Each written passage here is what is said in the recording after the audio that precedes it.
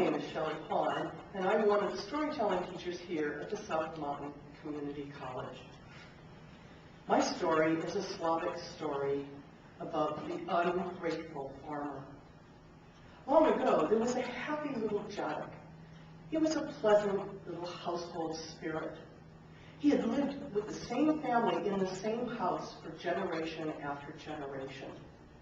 Like all Djadeks, he didn't like people who were mean or lazy, but his family had always been kind and industrious, so he wanted to make sure that everything went well both inside and outside the house.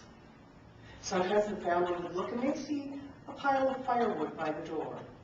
At other times, they would go to the barn to do their work and find that the barn had already been cleaned and the animals had been fed. And sometimes the mother would come into the kitchen and she would find a bowl of fruit for making pies, or maybe potatoes and carrots for making soup. And all that the little Djadek asked for in return was that the family leave him a piece of salted bread, his favorite treat, under the stove, or an old boot for him to hide in and play with. They didn't see him very often. Mostly it was the children who saw him. One would say, "Oh, look, over at the chicken coop, it's the old grandfather."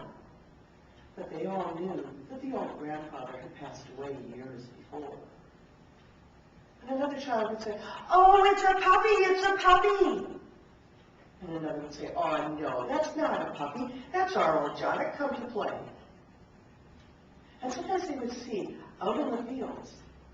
And when the Djadek thought no one was looking, he would take on his regular Djadek form. He was only about 3 feet tall, all covered in hair with a long beard. And he would be stooped over with long arms, just working the soil.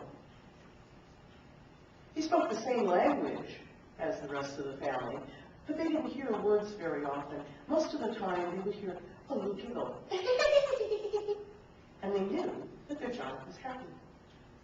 Or sometimes they would hear a little kind of gurgling coo.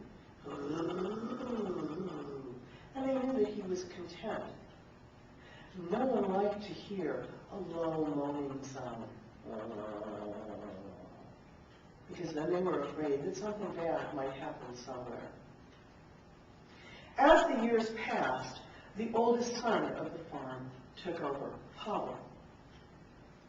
Pavel was a very self-reliant man, to the point of being stubborn. He never considered what others did for him. He never thought about the benefits that the ancestors had left him. And he never even gave a blink for the little Djadek. And one day he sat down with his wife, Mila. "Mila, I have worked very hard for this family, and I have done everything humanly possible on this farm. But I am tired of this old, damp, cramped house, and we're going to move." And Mila consented, as she usually did. And so Pavel built a new house and moved the family in. But then he went back to the old place, and he reduced it to rubble. He tore everything down and even used the timbers for firewood. But the move was a disaster. The crops didn't seem to grow, and there was very little yield at harvest time. And the animals seemed to be suffering from some unknown malady. And even the farmer himself felt his strength and energy just flowing out of his body. And after a while, Pavel became concerned and worried. And one day he was passing the old place, and he heard some strange noises. Nobody cares anymore. Oh, no one to play with. Oh, I'm so sad. And Pavel was puzzled. So he went home and he talked to Mila. Mila, he said, "I heard the strangest moaning and complaining when I passed the old house."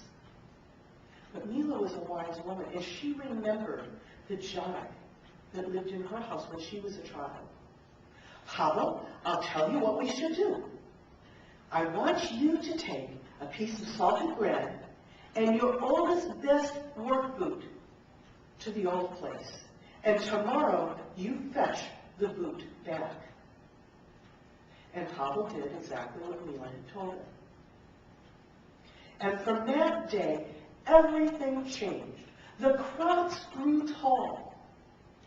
The hens laid lots of eggs. The pigs had little piglets, and the cows gave lots of milk. And the children began to hear the familiar